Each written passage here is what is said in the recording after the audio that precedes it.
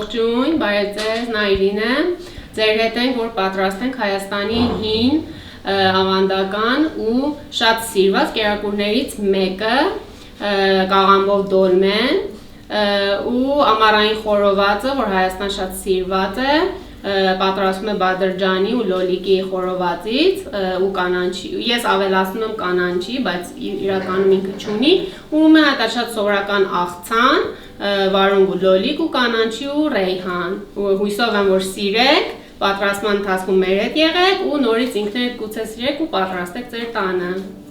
نایری امروز برامون دلمه کلم میپزه و 2 سالاد پرطرفدار بین ارمنی ها. برای شروع یک عدد برگ کلم رو از وسط با چاقو شکاف میده تا عملیات پخت سریعتر انجام بشه. Առաջամը կրել ենք որ եռա ու կաղամբը տնենք ներսը. مواد تشکیل دهنده داخل دلمه زیادن و برای شروع 2 تا پیاز رو نگینی خورد میکنه و همراه با روغن و کره تفت میده.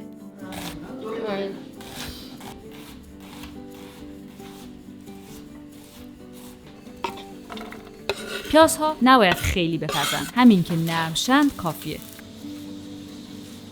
حالا سبزی‌ها رو آماده و خورد میکنه که شامل شوید، گشنیز و پیازچه است. اون میگه از ساقه‌های سبزی هم استفاده میکنه. مادرش به این ترکیب مرزه خشک هم اضافه میکنه. با پختن کلم کم کم برگ‌های بیرونی رو ازش جدا میکنه تا برگ‌های میانی سریعتر بپزن.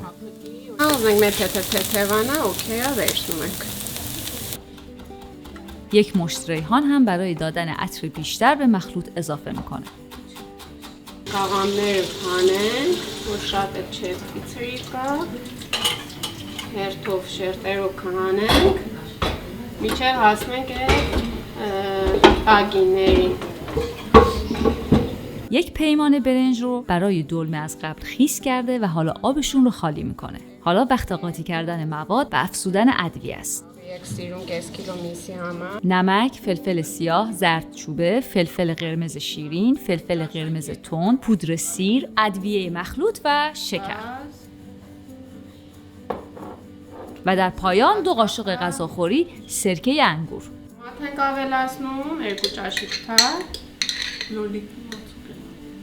بعد از افزودن 2 قاشق رب گوجه فرنگی، نیم کیلو گوشت گوساله چرخ شده رو به مواد اضافه کرده و با دست خوب مخلوطشون میکنه. Հայաստան էլ կա ու Թավրիզ էլ կա, մենք Թավրիզից ենք։ Ընդհանրապես հայկական դոլմայի մեջ նախքին էլ ասամ, միսն է, որ ընդհանրապես կանանչեղենից ավելի շատ է կանանչից։ Մենք ստե Պարսկաստան Իրանում սովորություն ենք, որ կանանչեղեն ավելի շատ անենք, բայց ընդե ընդհանուր ընդունվածը միս ավելի շատ է լինի։ Նախքին սերկևիլը կատում ենք. نایری یک عدد به بزرگ رو خورد میکنه تا کف تابه قرار بده. Տեղի դոլմաների համար չեմ տեսել այդպես բան։ Կացայի տակը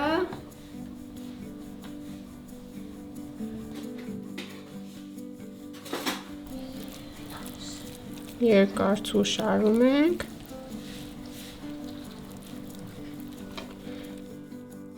بعد از اینکه دلمه ها رو یکی یکی پیچید، روی به قرارشون میده.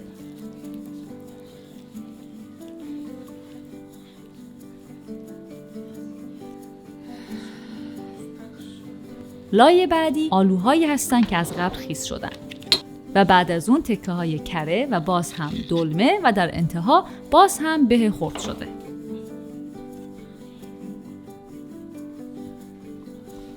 بعد از پیچیدن و چیدن دلمه ها توی ظرف نوبت سسه. به رب باقی مانده در شیشه 1 قاشق غذاخوری شکر و همه ادویه هایی که برای مواد داخل دلمه استفاده کرده بود میزنه. بعد 1 لیوان آب بهش اضافه میکنه و روی دلمه های چیده شده میریزه. Բնակ դնում ենք վրան, որ դոլմաները վերև չկա իրարից չբացվի։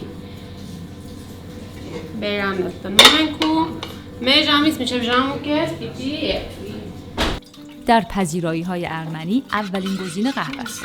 همراه با شیرینی و نان‌های خوشمزه‌ای که خودشون می‌پزن. Զգաթանա, որ ամեն հայի տուն պատրաստվում է եւ սեղաններին կոֆեի հետ, թեթեի հետ հյուրասիրում են իրենց հյուրերին եւ ընտանիքին։ Էս էլ մեծ մամի խմորեղենն է բերող, որ ձեզ համար պատրաստել է, որ այսօր ուտենք։ Այս մեր գաթան աղի է, մամի պատրաստածն է, աղի գաթան ընդհանրապես հայերի տոնում է, ընդհանրապես օտարտեղ մենք չենք, մեր իմացածով չկա, աղի է, ներսը աղի է, քաղցրություն չունի։ Հայաստանում մեր նման սովորություն չկա, ընդունված որ միրգը այսպես սաղն է, ընդհանրապես կտրտում են, սլայս են անում ու շարում են սեղանին ու հյուրասիրում են։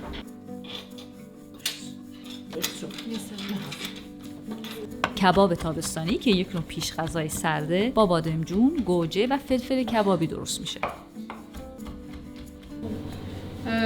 Բադրջաններն էլ կտրատում են ու տնում են վրան լոլիկի։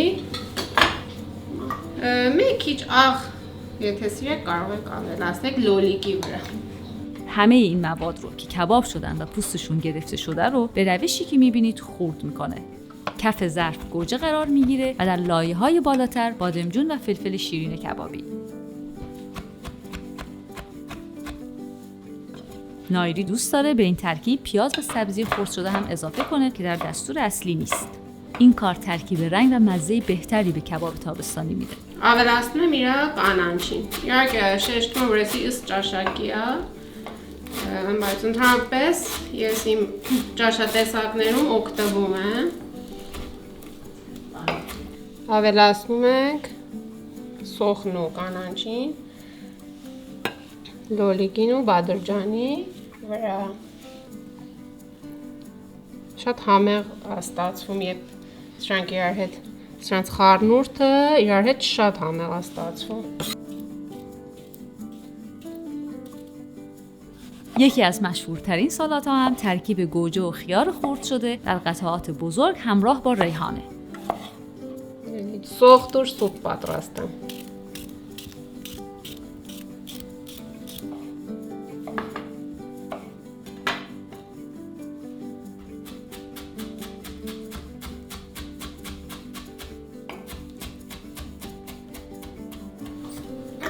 Աղցանին ուղղակի մի փոք մենակ աղ ենք անում, ընդհանրապես Հայաստանում ճաշատեսակներ շատ աղի են անում, իրանք այդպես են սիրում եւ սովոր են։ Կանանչին էլ ռեյհանով լցնում ենք վրան։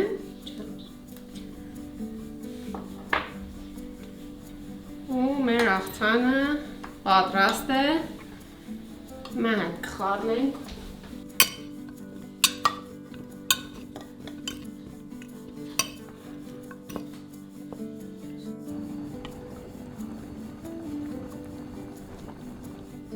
نلی دختر نایری هم دوست داشت هنرش رو به رخ ما بکشه. اونم با پیچیدن دلمه برگ مو.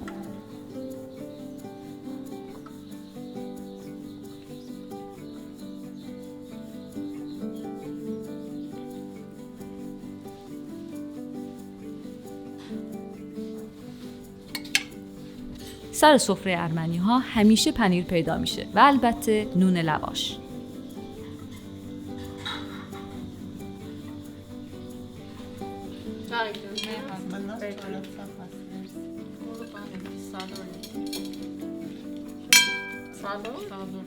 اگر از تماشای این ویدیو لذت بردین لایک کنید و به دوستانتون هم معرفی کنید.